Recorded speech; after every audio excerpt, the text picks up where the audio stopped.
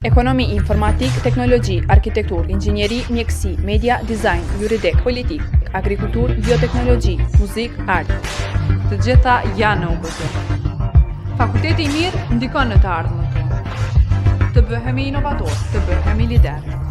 Çfarë dua të studioj? Çfarë dua të punoj? Mjekësia mund shpëtoj miliona jetë e të parandaloj shumë sëmundje. Ka mjaft inxhinier? A kemi nevojë për më shumë? Ata që dëshirojnë të kenë sukses në karrierë, ne jemi këtu për ju. Dizajni i mirë dallohet. Dizajni i mirë është ai që duket mirë dhe funksionon. Bota nuk ka qenë kur më komplekse. Virtual reality është ardhmja në edukim. Nëse studioni në UBT do të gjeni punë. Diplomat tona njihen brenda dhe jashtë vendit. Studio dhe puno për të mirën tënde dhe të vendit. Studio në UBT.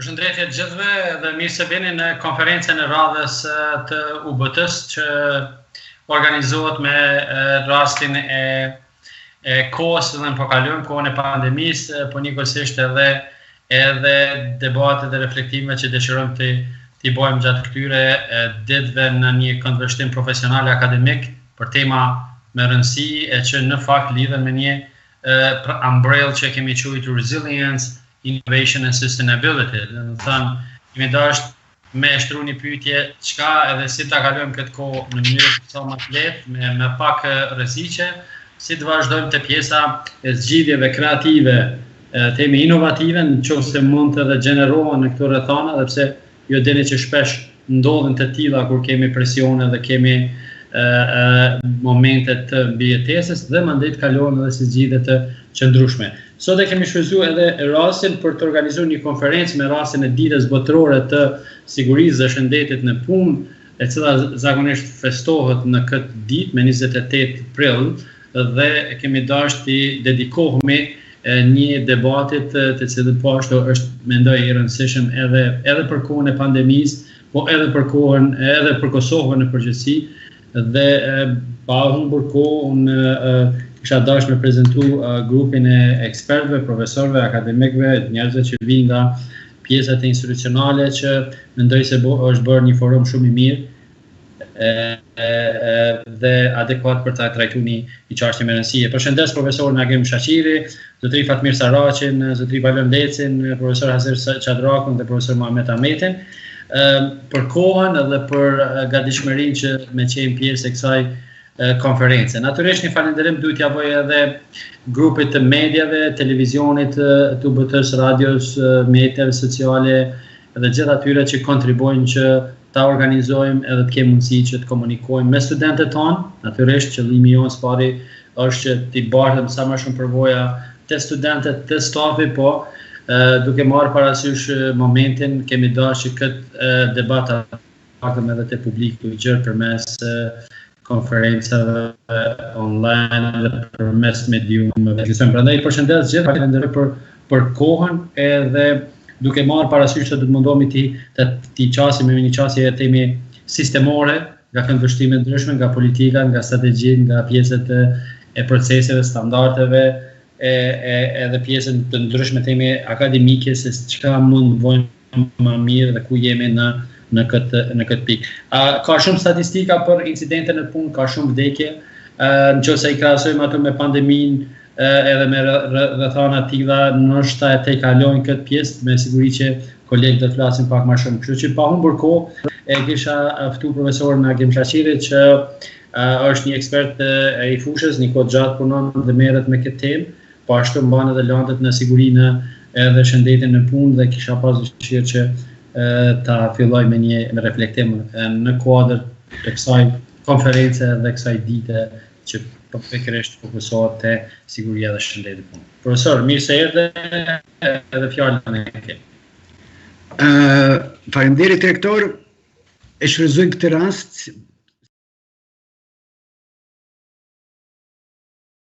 e cila daton shumë herët në vendet edhe në region. Po ashtu kam kënaqësinë sot që jemi përbashkë këtu, e shoh këtu mikun tim edhe kolegun e bashkëpunëtorin, profesor ta quajmë doktor Valon Lecin, i cili në cilësinë e kryeinspektorit tash e disa vjet ne jemi së bashku dhe kemi bashkëpunuar një kohë të gjatë, janë edhe sot edhe në këtë formë së bashku të ndajmë disa mendime lidhur me këtë ditë të shënuar. Po ashtu edhe ja kam nderin e të jem bashkë me profesorët e nderuar, kolegët e mi këtu të UBT-s, jam po ashtu i kënaqur që e kemi edhe kryetarin e shoqatës për siguri dhe shëndet në punë, i cili është në këtë kohë të pandemisë është i pandalshëm në aktivitetet e tija, duke na ngarkuar me ide edhe me të dhëna edhe me kërkesa online përkthime edhe shumë kërkesa të tjera. Zotri Fatmir Saracinin, magjistër i shkencave të sigurisë dhe shëndetit në punë, kështu që profesor Muhametin, profesor Azirin i përshëndes dhe gjithë prezent student që na përcjellin. Kjo ditë e shënuar, atë quajmë, është një ditë e cila na kujton neve vitet e herta të vitit 1996, një vit i cili në këtë ditë 20 prillit në Shtetet e Bashkuara të Amerikës, në një ndërtimtari,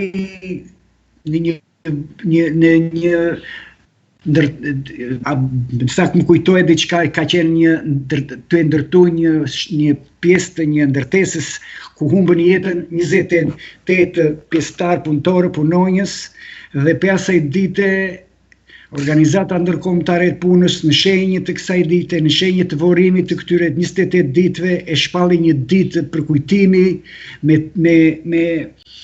me tezën ose me të thënën kujto të vdekurit dhe lufto për të gjallit. Kjo datë e si vjeçme e 2020-shit, fatkeqësisht lidhet direkt, me qenë se duhet të cek se Organizata Ndërkombëtare e Punës çdo vit cakton një ditë, një temë për trajtimin e sigurisë dhe shëndetit në punë. Kryekëput gjithmonë logo e saj është parandalim, e dyta është parandalim dhe e treta është parandalim. Me qenë se ballafaqohemi me Covid-19 edhe kësaj 2020 që është dhënë siguria dhe shëndeti i punës, të ndalojmë smundjet ngjitse, të ndalojmë edhe të parandalojmë Covid-20, duke inkuajruar gjithë ekspertët nga siguria dhe shëndeti në punë që të kyçen sa më shpejt, sa mënyrë profesionale, të ndikojnë në mënyrë direkte për kompanitë e tyre, të punëdhënësit, e sidomos të ekspertët ose specialistët nga siguria e shëndetit në punë, në bashkëpunim me punëtorë dhe me përfaqësuesit e tyre nga siguria dhe shëndeti në punë, të ballafaqohen në këtë pandemi e cila ka kapluar gjithë botën. Shumë çështje të cilat janë sot, kur flasim ne për sigurinë dhe shëndetin punë, parandalim dhe parandalim, gjithmonë këto ballafaqohen, këto faktikisht janë parime të njëjta të cilat janë parapar edhe me gjithë aktivitetet e Organizatës Botërore të Shëndetësisë për parandalimin e këtij virusi famkeq. Kështu që unë vetëm disa të dhëna që do t'i janë duhet të them edhe disa pika që çdo vitin e kaluar Organizata Ndërkombëtare e Punës e kishte temën e diskutimit, temën e trajnimit për një sezon, për një kohë, thotë për të ardhmen e punonjësve, për punonjës më të shëndetshëm edhe më të sigurtë. 2018 ishte përmirësimi i sigurisë në shëndetin e punës për të rinjtë. Është një kategori për të rinjtë, e cila kategori kërkon një vëmendje të madhe ne si juristët i themi kategori e veçantë, për mbrojtjen e veçantë që janë plejtët, punëtorët, invalidët e punës e kështu me radhë. Gratë shtazane edhe kështu me radhë. Në 2017 ishte përdorimin e mbledhjeve ose të dhënave që është një ndër kariket më të dobëta që kemi ne jo në Kosovë, po e gjithë rajonin që na duhet të dhënat, se ato pa të dhënas nuk e dim dje ku ishim, nuk e dim sot ku jemi, edhe të verëbër të jemi për ditën e nesme ku do të shkojmë.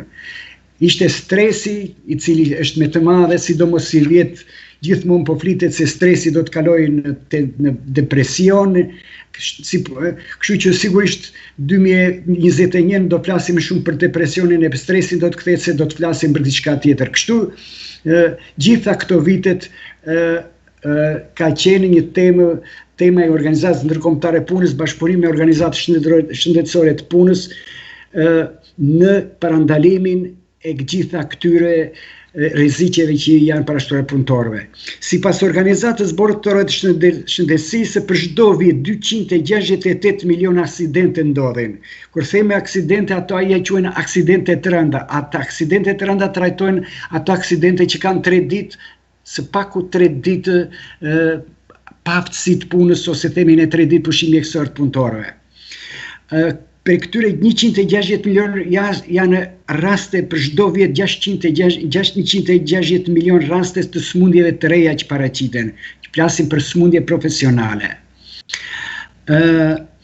Lëndimet e punës dhe sëmundjet profesionale sot kushtojnë buxhetin e bruto 4% të bruto buxhetit botëror, që është një sumë enorme ta trajtosh. Sipas kësaj organizate, për çdo vit 2.78 milion punëtorë vdesin në aksidentet në punë dhe nga sëmundjet profesionale.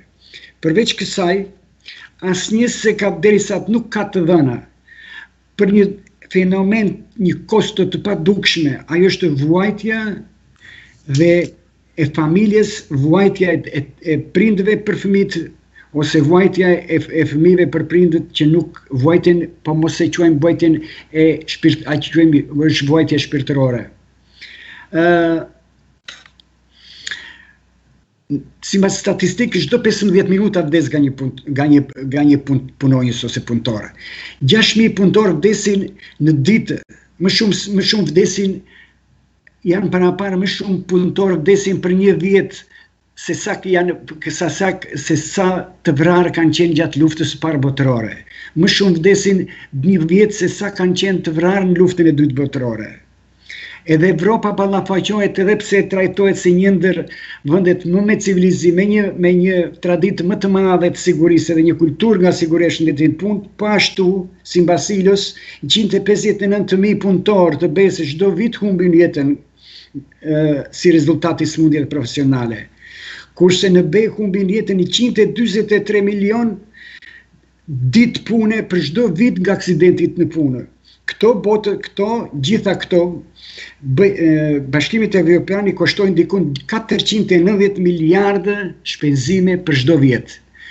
Këto janë disa të dhëna të cilat sot neve na japin që nuk jetojmë vetëm me Covidin, kur na kujtojmë, por neve jetojmë gjithmonë që merremi me këtë, se mos lejojmë të ngrejmë zënën, ne sidomos mos trajtojmë që punëtori ende të trajtohet si mall, të shitet dhe të blihet,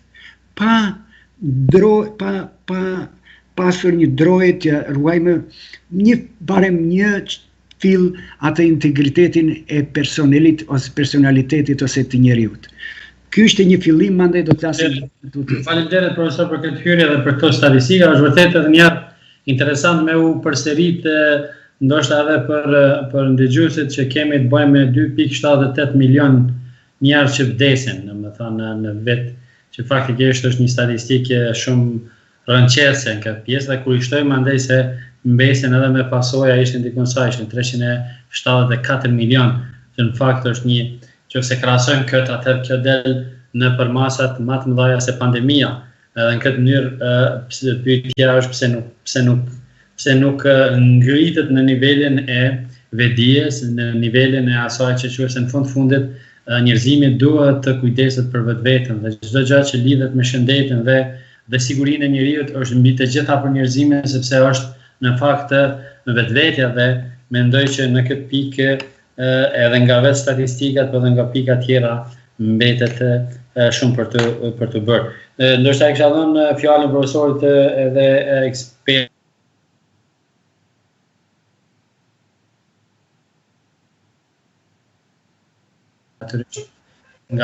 ndoshta edhe nga perspektiva vetë e Kosovës, po edhe ajo si ekspert. Urna. Valen.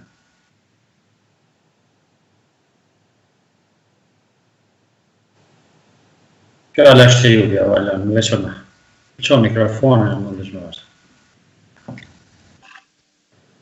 Faleminderit, e kisha një ndërprerje në qasje dhe nuk e dita shumë, nuk arrita me dëgjue kujt ishte fjala, prandaj mu nevojit një rikonfirmim. E nderuar profesor Edmond, profesor Agim, Fatmir, nderuar ekspert të tjerë të fushës, po ndjehem mirë në këtë forum virtual të themi për diskutu për çështjet e sigurisë dhe shëndetit në vendin e punës.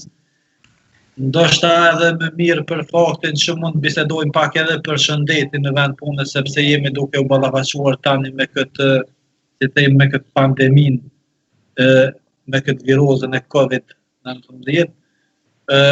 Siç e dini, besoj të gjithë, i vetmi institucion i cili bën mbikëqyrjen e zbatimit për ligjin për siguri dhe shëndet në punë në prej perspektivës institucionit administrativ është Inspektorati i Punës, që ofër një vetë e udhëheqi këtë institucion.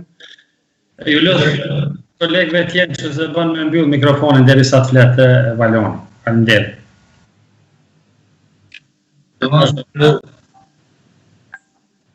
Si përfaqësues i Inspektoratit Punës, mund të them që ne nuk jemi të kënaqur me gjendjen e sigurisë dhe shëndetit në punë në Republikën e Kosovës. Mirë po, mund të them me përgjegjësi morale që situata e sigurisë dhe shëndetit në vend punës në Republikën e Kosovës është një situatë inkurajuese. Këtë e them duke u bazuar edhe në të gjeturat e Inspektoratit Punës, por edhe në aspektin faktik që është në Republikën e Kosovës. Unë jam në rrjedha dhe jam, si themi, shpesh edhe përmes botës së medias në paraqitje publike. Në Kosovë kemi një përmirësim të dukshëm të nivelit sigurisë dhe shëndetit punë. Dua statistikisht ta argumentoj këtë që po e them. Për dallim prej vitit 2018 që kemi pas një numër shumë të madh të aksidenteve në vend të punës, të cilat kanë përfunduar me fatalitet. Pra, kanë dikon rreth 20 aksidente që kanë përfunduar saktësisht 22.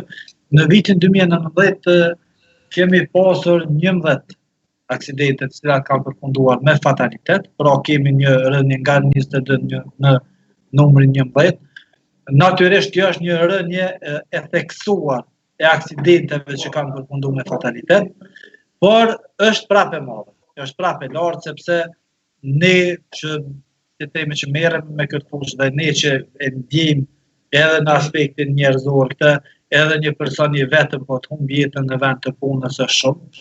Domthonë është një njeri që ka humb jetën aty, e lëre më 19 persona, megjithatë po them është situatë shpresdhënëse dhe inkurajuese për faktin që kemi 50% më pak aksidente në vend punës dhe trendi është në rënje ende, për të arritur këtë, si themi, të ndoshta duket paradoksale me thonë, për të arritur këtë sukses edhe pse kemi 11 vjet që kanë humbur jetën atë, po për të arritur këtë zbritje themi të numrit të punëtorëve që përfundojnë me fatalitetin, por edhe aksidenteve përgjithsisht, Inspektorati i Punës ka ndërmarrë një varg të masave, domethënë ka ndërmarrë shumë aktivitete e që nuk dua t'i numëroj tash në vlerësim të kohës edhe të kohës tuaj të çmuar, por që mundemi me i përmend gjatë diskutimit, vetëm dua të them që si kryeinspektori i Inspektoratit të Punës i kanë dhënë shumë rëndësi bashkëpunimet me aktorë të tjerë,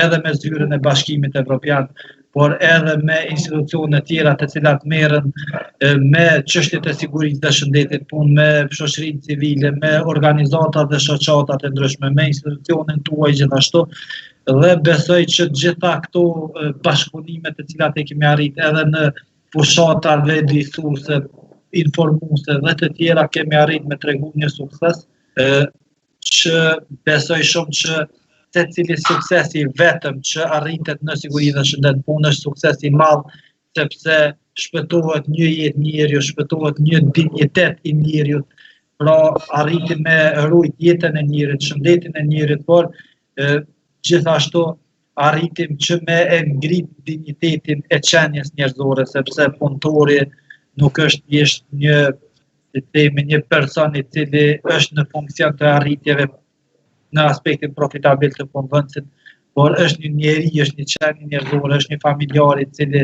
në fund të orarit punës në mënyrë të dinjitetshme meriton me u kthy te familja e tij dhe meriton me jetu i gëzuar me familjen e tij. Siguria dhe shëndeti në punë nuk do ta zgjas shumë, veç dua ta potencoj edhe këtë. Siguria dhe shëndeti në punë tani janë konvergojnë në të njëjtin drejtë mirë, po janë dy sfera të cilat na janë ndarë. Kjo ishte pyetja që nesh po valon ishte ideja se si është domethënë dizajnimi edhe aplikimi i ligjeve konform temi parimeve, qoftë Bashkimit Evropian, qoftë ndërkombëtare. Si jemi në Kosovë me këtë gjendje?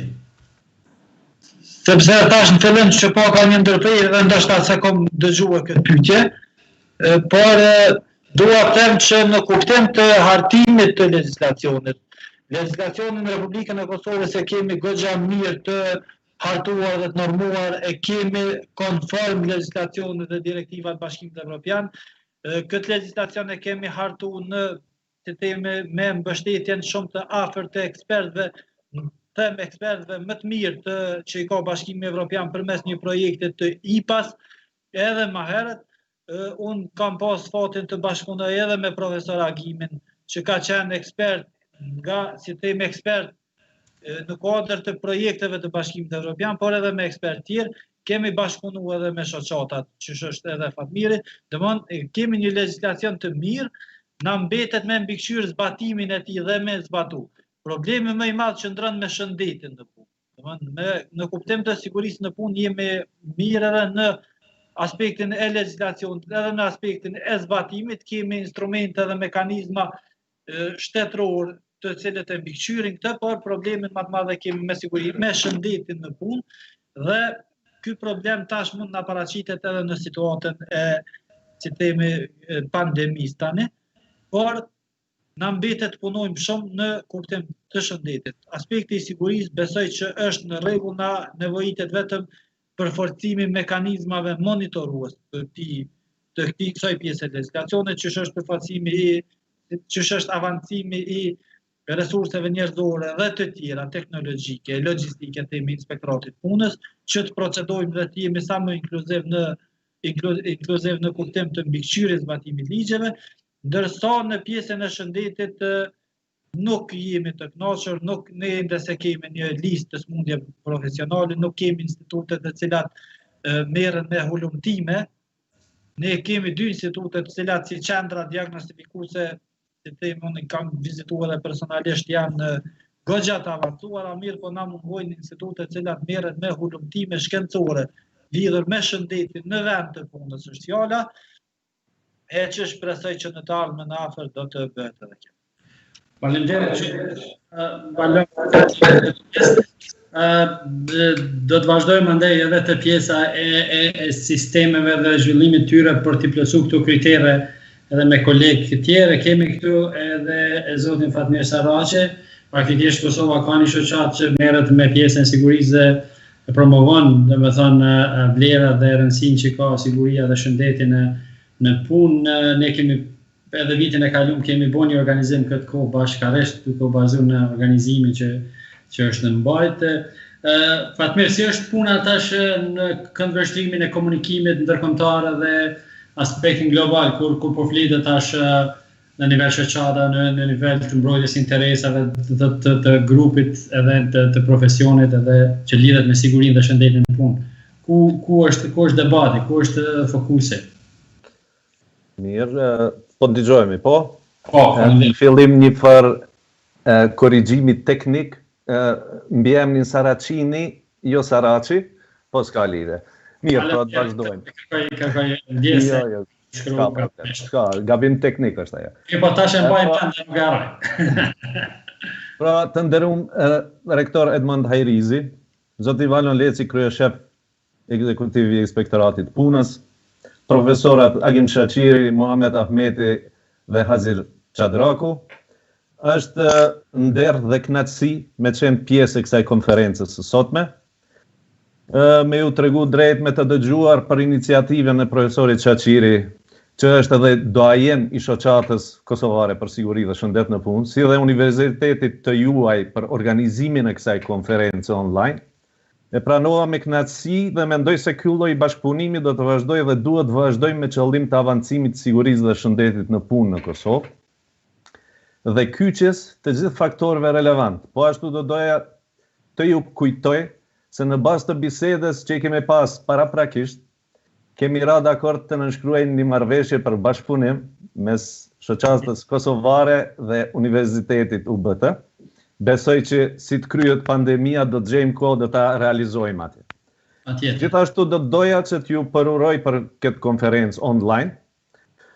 Në këtë ditë që do të thosha është e shenjtë për sigurinë dhe shëndetin e punë dhe njëherët dëshiroj që informatat që do t'i dëgjojnë studentët dhe populata më e gjerë të jenë në favor të vedisimit të gjithë pjesëmarrësve për siguri shëndet në punë dhe gjithë atyre që në mënyrë indirekte janë të prekur nga siguria dhe shëndeti në punë.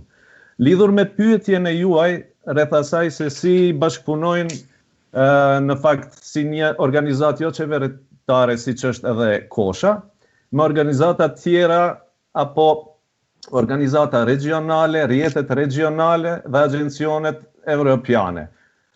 Nëse ajo ishte pyetja, ashtu? Pyetja ishte momentumi që e kemi tash për sigurinë shëndetin punë.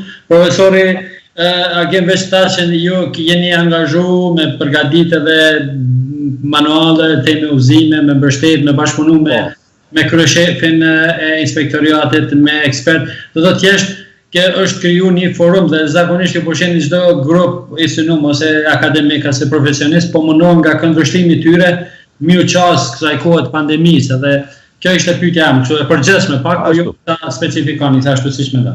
Siç e cekë edhe profesor Agim Shaqiri, në kuadër të këtij projekti të cilin jemi duke implementuar në shoqatën tonë, në pamundësi për të funksionuar si duhet, ju qasëm kësaj qasje të online-it apo hulumtimeve online të gjitha materialeve të cilat kemi mundur t'i gjejmë e të cilat janë në lidhje me COVID-19, do me thonë me pandemin COVID-19, dhe jemi munduar të njëjtat t'i përkthejmë dhe t'i shpërndajmë me të gjithë të interesuarit nëpërmjet rrjeteve sociale.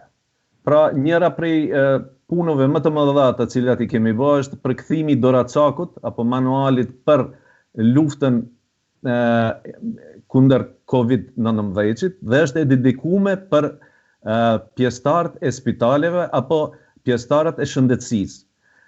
Ky doracak para 2-3 ditëve u përkthy në tërësi, edhe pse ishte pak më voluminoz për 70 faqesh, dhe këtu janë praktikat më të mira të spitaleve kineze, të cilat të parat janë përballur me COVID-19. dhe të gjitha ato praktika, do të thonë ky dokument është përkthy dhe është përcjell më tutje te Ministria e Shëndetësisë dhe të gjitha institucionet shëndetësore të Kosovës. Pra ky ishte pak a shumë punën të cilën për momentin e bëjmë për shkak se nuk kemi mënyrë tjetër për të funksionuar në këto kushte. Gjithashtu dua ta ceki se edhe ne si pjesëtar, Kosha si pjesëtar e rrjetit Ballkan Oshnet, rregullisht jemi duke komunikuar dhe mbajtur mbledhje online apo nëpërmjet Skype-it. Çdo javë kemi mbledhje të rregullta dhe sinkronizohemi për aktivitetet apo çka duhet të ndërmirret në të afërmën. Shpresoj se kjo pandemi do të kalon së shpejti dhe do të kthehemi në punën normale.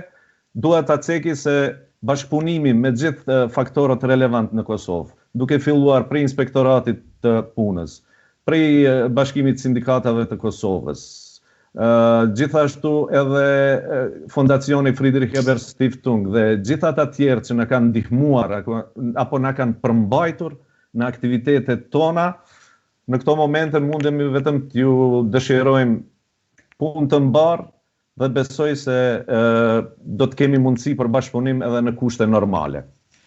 Zotë Vatmir, duke marrë parasysh që jeni aktiv në këtë pjesë, natyrisht ju ka interesuar me pa edhe sistemet tona, të institucioneve qoftë private dhe ato publike, bizneseve, po edhe institucione publike, se edhe atje kemi të bëjmë me siguri dhe shëndet në punë. Si është e zhvilluar kjo kulturë dhe këto procese atje? Si mendoni si është Kosova dhe gjendja e Kosovës? Zotë Valon e përmendi pak a shumë që ka një rritje pozitive teme, ose në këtë rast ullje të aksidenteve dhe mendoj që ishte shumë pozitive për me ndëgju në aspektin statistikor dhe përqindje trende, po i përmendi edhe disa sfida.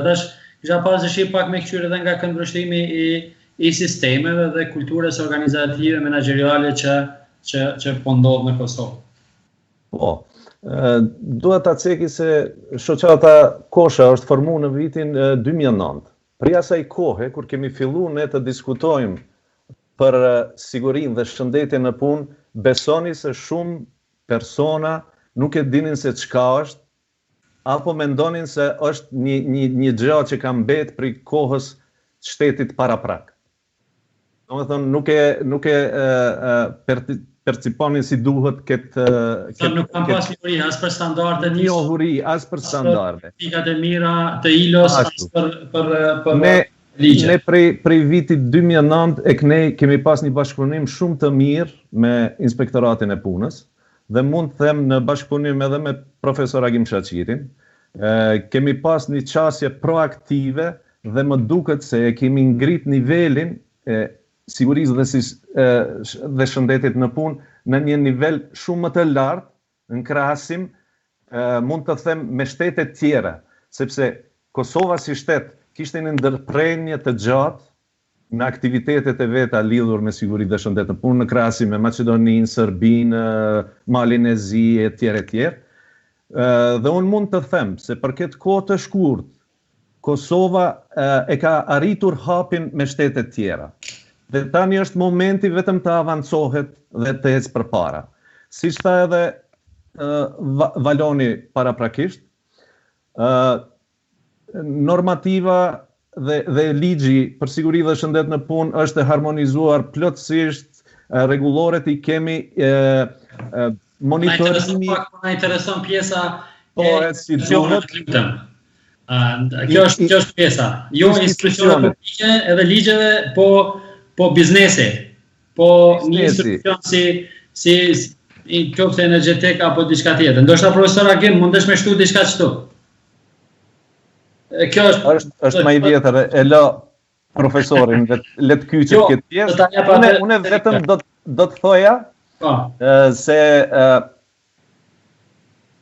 është ndoshta pak si herët për Kosovë të flitet për sistemet e menaxhmentit dhe për gjithatë, duhet pas parasysh se nuk ka as 2 vjet të plota prej kur ja ka filluar të implementohet vlerësimi I riskut në vendet e punës.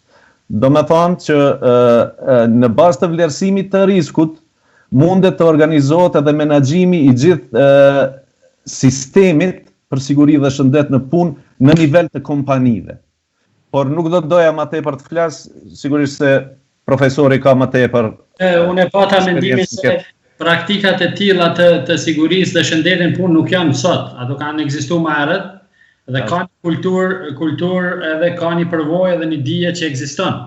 Dhe nuk është gjithsesi që kompanitë apo institucionet, menaxhimi i tyre, leadershipi i tyre të presin për diçka të cilën mund me bëu vetë. Domethënë nuk ka, është plotësisht autonom për të reaguar edhe për të zbatuar praktikat e mira. Do thotë nuk është vetëm obligative dhe çikohet vetëm nga këndvështrimi i kontrollit ose monitorimin nga inspektoriati, po thjesht është një ajo që tham edhe më herët, një lloj përgjegjësie për njeriu, për sigurinë e tij, për shëndetin e tij, në mënyrë që kur njeriu është i shëndetshëm dhe i sigurt, me siguri ka edhe motivim më të lartë. Kur është me koncentrim motivim më të lartë, bën edhe më pak gabime. Kur bën më pak gabime, atëherë kemi edhe humbje më pak dhe me këtë rritet edhe eficienca, edhe produktiviteti, edhe cilësia dhe shumë pika tjera. Domethënë, kjo është edhe një pritje normale e kësaj. Mirë, po pajtona që pak a shumë jemi në fazën themi ende fillestare të njohjes së këtyre pikave. Kjo është ajo ndoshta një element, sepse po duhet me dalë tani gradualisht tek pika e asaj që e përmendet e menaxhimi i riskut. Do thotë ne kur kemi një sistem ku edhe të atij sistemi i menaxhimit, një prej elementeve kërkesë është që mandej ta planifikojmë ose ta kalkulojmë ose ta bëjmë një plan të faktorëve të riskut të cilat paraqiten për shkakun e sigurisë dhe shëndetit në punë. Profesor Agem, deshte me shtu diçka?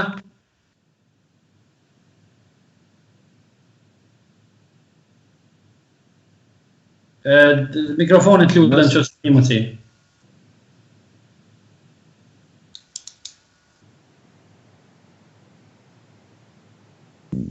Nuk po ndëgjon si duket. Jo, ai po ndëgjon, por nuk e ka lëshu mikrofonin e tij, domethënë nëse mundesh me lëshu. Aspektin institucional. Po. Më dëgjoni? Po. Neve, do të thotë kur flasim neve, duhet të bëjmë edhe kemi bërë analiza se edhe për aspektin institucional, edhe për aspektin legislativ Kosova, kur themi ekziston legislacioni, siç tha edhe Valoni, ajo legislacion mos i bjerë pluri, pa ajo legislacion duhet të futet në funksion. Neve, kur themi legislacion, kemi në legislacion tani për tani, do thotë. Deri dje, kur them deri dje, deri para 3-4 vjet ishim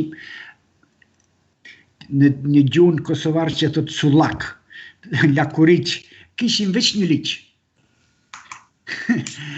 Edhe me liq ne thoshim se neve mundemi neve të funksionojmë, kemi liq për siguri dhe shëndet në punë. Ajo është të kesh një trup, pa sy, pa undë, pa krah, pa dur, pa zja, edhe mund të funksionosh. Ne juristët e themi atyre akteve tjera në ligjore janë ato gjymtyrat që e kondicionojnë, japin shpirt ligjit që të mund të funksionojnë. Po nga ana tjetër neve krijuam një legjislacion, kemi disa disa akte në ligjore. Krijuam edhe të ligji, po jemi ende shumë larg po ashtu për një legjislacion të mëfillt. E kam fjalën. Sot neve kemi më një anuarë ta quaj sigurinë, standardet e sigurisë që sot organizata ndërkombëtare i ka krijuar. I kemi 2 konventa të cilat janë konventa 155 për siguri dhe shëndet të punë dhe një konvent 187 e cila është që quhet konventa promotive, edhe një konvent tjetër 161 që ka të bëjë pa shumë me shëndetin që shumë pak funksionojnë te ligji për siguri dhe shëndet të punë ose mund të them edhe hiç. Një segment që do të jem pak më i qartë. Sot kur kemi në një legjislacion neve, edhe mund shpesh e themi se është i akorduar me, edhe unë e kam shpën disa herë, që e kemi theksuar, po nuk do të thotë që është. Po neve nuk e kemi akorduar me akte tjera, bie fjala. Në ligj kërkun nuk shkruan, është një ligj sistemor, sikurse ligji i punës, se nuk ka ligj tjetër për siguri.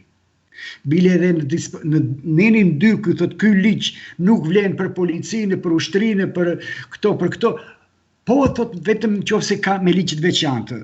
A s'ka ligj të veçantë në asnjë fushë nga në siguria dhe shëndetin në punë, që do thotë se ky ligj vlen për gjithë punojësit publik, privat të Republikës së Kosovës. Duhet të cek, në këto ligjet këtilla që kemi neve, kërkund nuk kemi neve, cilat janë detyrat e Ministrisë së Shëndetësisë. Një fjali. Cilat janë detyrat e qeverisë? Një fjali. Cilat janë detyrat e Ministrisë të Punës dhe Mirëqenie? Tash nuk ekziston, po një ministri e tillë do të quhet. Do thotë, në këtë koncept duhet të flas, neve në qoftë se bëjmë një analizë me organizata ndërkombëtare, sa neve, siç e kanë bërë para një 2 vjet, 3 këtu në Maqedoni, atëherë më dol në mua shumë angësi për një ligj që t'i ketë me gjitha nishanet që themi ne ta ketë. Edhe më vërteta, në qoftë se nuk merr qeveria një obligim për ligjit, nuk marrin institucionet më të larta një obligim për ligjit, edhe ne presim krejt për inspektorat, nga dalë, nuk shkon kështu. Kjo duhet të detektohet në qoftë se tash, sa e di unë, u bë një propozim që një ligj i ri, i cili sigurisht është ndërprerë për shkak të situatës e moreta pediun përsipër një projekti që ka qenë poshtë, një projekt IPS projekt, po sigurisht Valoni do të na informoj këtë. E dyta, kur flitet për kjo ishte kapaciteti institucional, do të thotë kapaciteti institucional. Kur do të vi profesori, sigurisht rektori do të na flasë për krijimin e sistemit sigurisë. Për tani duhet të dimë një gjë. Sistemi i sigurisë krijohet te punëdhënësi, nuk krijohet najt.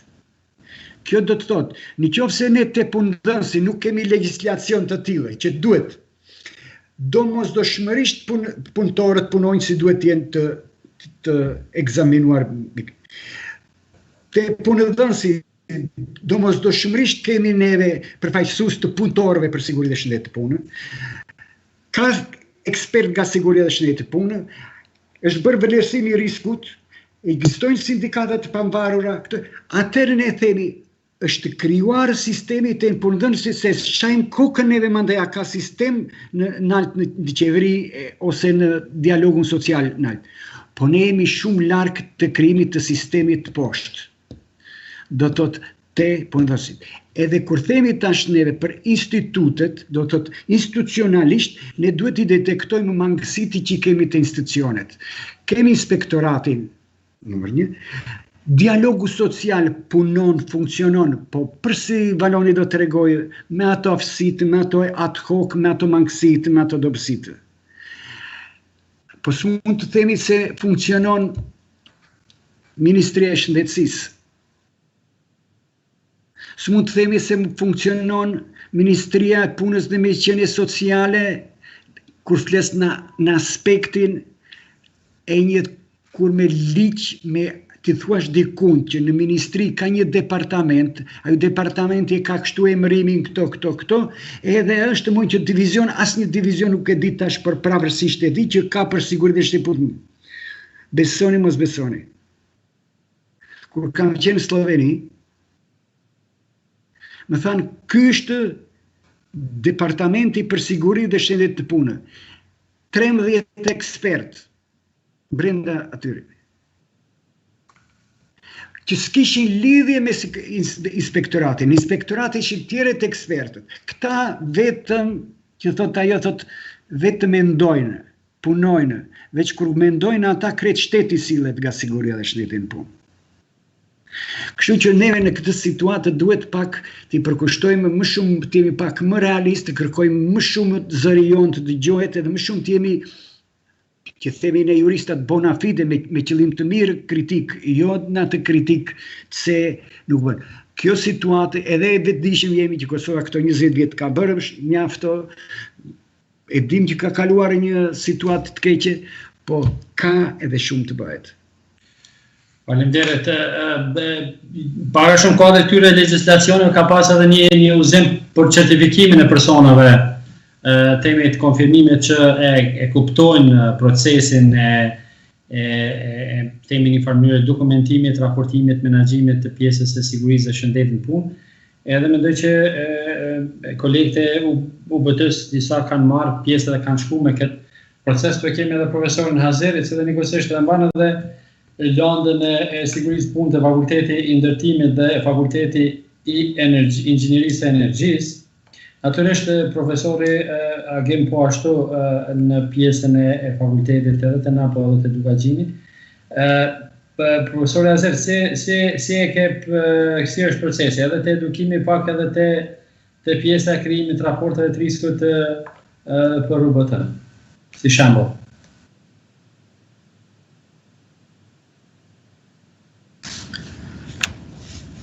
Po, përshëndetje zoti rektor, përshëndetje zoti Fatmer, zoti Valon, profesor Agim, profesor Muhamet. Atëherë është kënaqësi gjithsesi që ne jemi këtu bashkë dhe po diskutojmë sot për një çështje jashtëzakonisht të rëndësishme, siç është siguria dhe shëndeti në punë.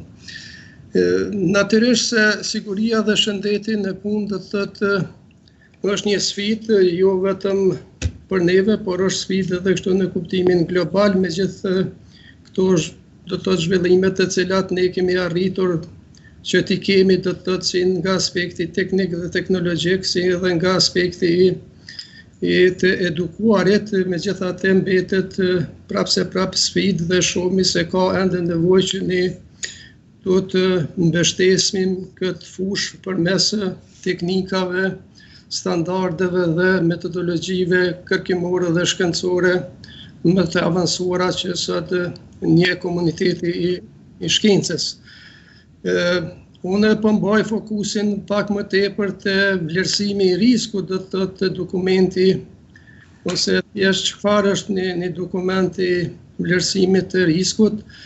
Natyrisht se vlerësimi i riskut paraqet një dokument në të cilin përshkruan të gjitha këto karakteristikat të cilat kanë të bëjnë do të thotë me identifikimin e burimeve të rreziqeve që mund të jenë, mandej ka të bëjë me atë se çfarë dhe si rrezikohen ose si do t'i përcaktojmë këto masat e nevojshme dhe të domosdoshme për të siguruar shëndet në mjedise. Punë të raporteve, edhe kjo pjesë është etabluar e rregulluar në bazë të ministrisë, apo do të thonë është pjesë e legjislaturës apo rregullativa. A është ashtu? Patjetër se ta kemi qartë, do të thonë veç ekziston si lloj procedurë. Vlerësimi i riskut do të thotë është një detyrim ligjor i cili natyrisht është i rregulluar me rregulloren numër 03/2004, i cili natyrisht që bën thirrje që të gjitha organizatat apo themi më mirë të gjitha institucionet, qofshin ato publike apo private, kanë për detyrim që ta kenë një dokument të tillë. Prandaj në këtë këndvështrim kemi pas rast ne do të thotë që gjatë procesit të kryerjes së kësaj punës certifikimit që të bëjmë një dokument për vlerësimin e riskut për pozicionet të caktuara të punës, duke ndjekur gjithherë ose duke pas për bazë gjithherë këto rregullat të cilat kanë përcaktuar ose ka përcaktuar thjesht rregulloria 03/2004, e cila do të thotë për ta bënë një dokument të vlerësimit të riskut ose thjesht nëse marrmi si shembull në vetë UBT-n si të tillë, atëherë fillohet natyrisht duke i parë me kujdes të gjitha këto vende dhe hapësira pune, dhe natyrisht ne e dimi se jo të gjitha vendet e punës kanë karakteristika dhe veçuri të njëjta dhe nga ky këndvështrim do thotë kërkohet që për secilin vend pune dhe mjedis pune ne ti identifikojmë të gjitha këto rreziqe të cilat mund të sjellin probleme të karakterit shëndetësor për të punësuarit.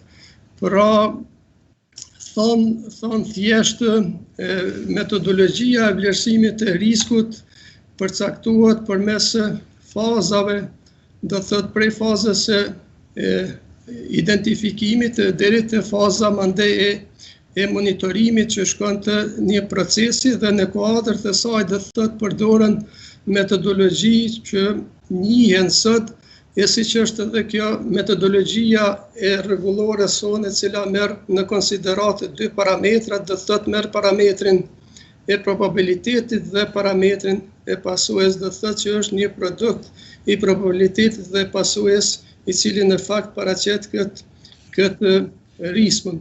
Prandaj do të thotë është e pashmangshme që në çfarëdo situate, ashtu si e tha edhe kolegët, ne historikisht nuk jemi shumë që kena bën për sigurinë dhe shëndetin punë, do të thotë se edhe Kosova si e tillë dikon mas viteve 60 ka filluar do të thotë që të hyjnë këtë trendin e sigurisë dhe shëndetit në punë në kuptimin e rregullatives juridike dhe ky koncepti i vlerësimit të riskut do të thotë veç u tha që kemi një histori vetëm 2 vjeçare dhe në këtë kuptim do të thotë kërkohet që të bëhet shumë më shumë në vlerësimin e riskut për të gjitha, siç e tham, institucionet, qofshin ato publike edhe private. Ne tani do të thotë brenda UBT-s arritëm që të bëjmë një ekip e cila ka mbi 5 profesor themi ose mbi 5 persona brenda strukturave të veta, të cilët tani mo janë të gatshëm do të thotë marrin përgjegjësinë në lidhje me vlerësimin e riskut për sektor ose pozicione dhe vende pune të ndryshme, varësisht do të thotë prej lëmit që kërkohet. Do të thotë kemi natyrisht ne e dimi do të thotë se fusha e sigurisë dhe shëndetit punë është multidisciplinare dhe kërkon natyrisht edhe kuadra dhe qasje multidisciplinare, prandaj edhe ne do të thotë në strategjinë zhvillimore të UBT-s dhe këtij konceptit të sigurisë dhe shëndetit punë kemi bërë këtë qasje, do të thotë që arritëm që të bëjmë do të thotë një ekip e cila sigurisht që edhe në kombinim ose në bashkëpunim thjesht me institucionet edhe mandej edhe struktura tjera brenda vendit do të arrijë që të dalë në përkraje edhe për kompani do të tjera private dhe institucione që të dhamë në kontributin ton akademik në përpilimin e këtyne dokumentave që janë jashtëzakonisht të rëndësishme për të vlerësuar riskun e vendit dhe mjedisit të punës, të cilat mandej ky vlerësim i jep do të treguesit mbi atë se çfarë ne mandej do të veprojmë ose çfarë mosa parandaluese do të bëjmë. Pra kjo është ajo që ne mund të bëjmë dhe mund të ofrojmë në kuptim të kësaj sigurisë dhe shëndetit në punë, jo vetëm në situata të tilla siç është kjo edhe tani që e ka rëndu pak sigurinë dhe shëndetin në punë kjo çështja e pandemisë, por edhe pas situata të tilla ne do të thotë kemi arritur pak a shumë ta mobilizojmë këtë lëm brenda kuadrit akademik, brenda praktikave dhe njohurive dhe do të gjitha këtyne infrastrukturës që kemi. Se është pjesa e reflektimit studentëve, masi ta marrin, duke marrë parasysh se thamë pak kultura ose njohurit nuk janë shumë teksume tek qytetarët, edhe të trit, çka ndodh mas ligjërata, shprehet interesimi, ngritet vetdia pak a shumë? Patjetër se fokusi jonë do të thotë është këtu që ne ta mbajmë lart këtë vetdije në kuptimin e sigurisë dhe shëndetit punë, duke e thënë që siç e përmendi edhe zoti Valon, se gjëja më e mirë do të ishte që ne të shpëtojmë një jetë njëri, edhe pse tingëllon në kuptimin e asaj shëndetësores, praktikisht kjo është e lidhur me të gjitha sektorët. Pra, ne e mbajmë lart këtë edhe tentojmë ta mbajmë lart para studentave këtë njohuri për faktin sepse thuhet atje në literaturë e gjejmë një parimi i cili thotë se faktori njeriu është ai ku 90% kontribon në këto lëndimet edhe fatkeqësitë që ndodhin. Dhe thuhet mandej në vimësi se njerëzit ose të punësorit nuk dojnë të punojnë të sigurt, nuk mundën të punojnë të sigurt dhe nuk dinë të punojnë të sigurt. Prandaj në këtë kuptim do të thotë i pas parasysh këto, ne tentojmë që gjithherë këto bëjmë do të thotë atë dhom kontributin dhe dijen tonë që këto të trija ti largojmë, do të thotë nëse nuk mundet të punoj sigurt, i dhom një dije që ai të punoj sigurt. Nëse nuk mundet të punoj sigurt, përsëri ne t'i dhom një dije përmes njohurive do të thotë shkencore dhe mandej aplikative që ai të mund të punoj i sigurt. Dhe ndjenja do të thotë po në vimësiu në kom përcjell do të thotë tani disa gjenerata të cilat përcjellin këtë lëndën e sigurisë dhe shëndetit në punë në grupet e caktuara dhe kemi bënë disa hulumtime do të thotë edhe gjatë punimeve të diplomave dhe shohmi do të thotë nga të dhënat që nxjerrmi nga këto hulumtime. Natyrisht se studentët tani më e kanë të njohur, pak a shumë e kanë më të ditur këtë çështjen e rëndësisë dhe shëndetit në punë, mirë, po kur marrim informacione përmes tyre dalin që për shembull kemi një situatë në të cilën shumë pak ose fare nuk ka njohuri punëdhënësit në lidhje me dokumentin për vlerësimin e riskut. Nuk kanë buxhete të caktuara të cilat i dedikohen kryesisht sigurisë dhe shëndetit në punë, do të thotë ndajnë shumë pak mjete financiare të karakterit të tillë. Mandej ka mangësi do të thotë edhe në këto pajisjet personale, do të thotë mobilizimi në kuptimin e sigurimit të veshjes personale për të qenë të punësuarit më të sigurt dhe për të pasur një shëndet thjesht më të sigurt. Do të thotë këto janë disa nga elementet të cilat janë vërejtur në punën tonë kërkimore dhe hulumtuese me studentët të cilët bëjmë në temat të diplomës, por edhe me vizitat të cilat realizojmë në kompani të ndryshme. Është shumë edhe një diçka deshta të them, nëse edhe mandej po mbylli këtë pjesë, është shumë e rëndësishme do të thotë që ne jemi duke mbajtë edhe një parim lart do të thotë pak a shumë u përmend tërthorazi sa mbajta mend edhe prej zotit Valon që është një rregull do të thotë në aspektin akademik që puna merret me sinqeritet. E para, e dyta të bëhet me profesionalizëm dhe e treta do të thotë që të kthehemi mirë të shtëpia, sepse vetëm kështu mirë kur kthehemi të shtëpia e pret familja. Do të thotë familja gjithëherë don që ne mbarojmë punën dhe kthehemi shëndetshëm mirë të shtëpia. Kështu që këto janë ato elementet apo komponentet të cilat ne po pretendojmë që para të rinjve tanë me këto njohuri që kemi ne të sjellemi të ta në mënyrë që të avancojmë në kuptimin akademik, në kuptimin shkencor, në kuptimin hulumtues dhe gjithë përfshirës. Faleminderit profesor. Kjo të kthehemi të shtëpia shëndosh, faktikisht kemi pas pikërisht një momentum tash në COVID-19 ku shumë punëmarrës ose punëtor, sidomos sektorit shëndetit, po edhe sektor të funksioneve tjera shëndetëse ose mbështetëse, me një lloj etike të lartë dhe me një përgjegjësi kanë hyrë dhe kanë rrezikuar edhe veten. Përkundër që kanë hyrë në një strukturë të rreziqeve të cilat kanë qenë të panjohura deri më tani, edhe për shkak të vetë virusit i panjohur dhe mënyra trajtimit, po edhe masave mbrojtëse edhe masave parandaluese. Prandaj Jo rastisht ne ju thojmë atyre se ata kanë qenë dhe janë herojt e kësaj kohe dhe dëshiroj që edhe në kodët kësaj konference në emrin e gjithë neve t'i falenderojmë, t'i vlerësojmë shumë një falendrim të veçantë dhe një respekt dhe një lloj vlerësimi në nivel të një herojt vërtet, sepse ju e dini që shumë punëtorë në botë edhe kanë vdek, edhe përkundër që e kanë pa rrezikun, kanë mujtë ndoshta vetë të eliminojnë, kanë qëndru afër për të ndihmuar njerëzimin, për të ndihmuar edhe njerëzve tjerë. Zoti Valon, kisha dashur një pyetje më unë lidh te kjo pjesa që shohim që ka ende sektore të ndryshme të cilat disa kanë edhe vetë funksione me shkallë më të madhe të rreziku, disa kanë më pak. Çka mendon se sektori janë pak më të atakuar?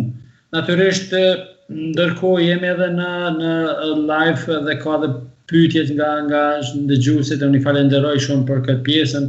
Domethënë edhe kjo pjesa e masave parandaluese për shëndetin mendor, domethënë te stresi, te elemente tjera, çka mund kishe mujt me thonë në këtë pjesë. Parit e sektor, sepse po duam ja dhëm fjalën edhe profesor Muhametit atje, po kisha dashur ndoshta nga këtë vështrim e yt si e sheh gjendjen që është. Faleminderit. Bazuar në ato të gjetura të cilat ne i kemi si inspektorati punës, por edhe në numrin e aksidenteve në vend të punës. Sektori ndërtimtarisë ka qenë njëri prej sektorëve, si themi, me më shumë të aksidente në vend të punës dhe rrjedhimisht na ka dalë si sektori më i atakuar në kuptim të sigurisë dhe shëndetit në punë. Në fakt, ky sektor edhe në nivel të Bashkimit Evropian është më i atakuar për shkak të natyrës së punës që bëhet aty. Fatmirësisht, në vitin e fundit sektori ndërtimtarisë nuk ka pasur më shumë të aksidente, pra ne si inspektorati punës, por edhe bashkëpunëtorët tonë edhe institucionet tjera kanë qenë të fokusuar dhe kanë pas target këtë sektore, kemi pas edhe ne si top prioritet në inspektim të sektorit ndërtimtarisë. Prandaj aksidentet në vend të punës në ndërtimtari kanë zbritur, kanë rënë në vitin e fundit, do marrësh fjala për vitin 2019, dhe me numrin më të madh të aksidenteve na ka dalë, të cilat kanë përfunduar me fatalitet natyrisht. Na ka dalë energjia elektrike, sektori i energjisë elektrike. Pra, sektori ndërtimtarisë dhe energjisë elektrike janë dy sektore të cilët më shumë kanë pasur aksidente në vend të punës. Dhe këtë vit, fatkeqësisht na dështoi plani i punës që kemi pas shkaku i pandemisë, por kemi pas top prioritet të dyja këto sektor, të më ndërtimtarinë dhe energjinë elektrike. Për të arritë suksese këto, dua prapë të ndërlidhi këtë mendim timin me atë që profesori e tha para meje, se siguria dhe shëndeti në punë është kulturë mbi të gjitha. Pra, besoj jeni të informuar dhe keni pa dhe jo se ka pas një aksident vend punës është shigjetuar dhe me inspektorati punës, por siguria dhe shëndeti në punë është kulturë mbi të gjitha. Një kulturë ku qytetarët, ku shoqëria jonë duhet ta ngresë si të tillë. Pra, nivelin kultural na duhet ta ngrisim, sepse është e pamundur që secilit subjekt ja çojmë një inspektor të punës aty dhe tashe. Natyrisht ne nuk do të zhveshemi nga kompetencat tona ligjore dhe nga përgjegjësia jonë për të kontribuar në këtë fushë dhe për të monitoruar dhe për të bllokuar vendet e punës ku ka rrezik dhe për të sankcionuar ata që shkelin ligjin dhe gjitha këto. Mirë, po është shumë e rëndësishme që të gjitha institucionet që atakohen prej kësaj fushë apo që indikohen prej kësaj fushë të marrin përgjegjësinë e tyre. Mua më vjen shumë mirë që universiteti juaj, institucioni juaj ka zhvilluar këtë politikë, si themi edhe akademike, për